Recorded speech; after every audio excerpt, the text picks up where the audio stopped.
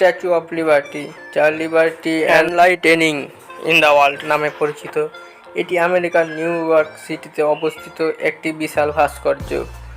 1886 সালে ফ্রান্স আমেরিকার স্বাধীনতার শতবর্ষে পূর্তি উপলক্ষে এটি উপহার দিয়েছিলেন।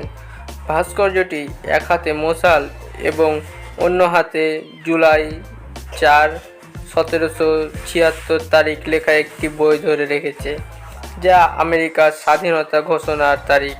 স্ট্যাচু অফ লিবার্টি শুধু একটি স্মৃতিস্তম্ভ নয়, এটি স্বাধীনতা ও গণতন্ত্রেরও প্রতীক। প্রতি বছর লক্ষ লক্ষ পর্যটক এই ঐতিহাসিক নিদর্শনটি দেখতে আসেন।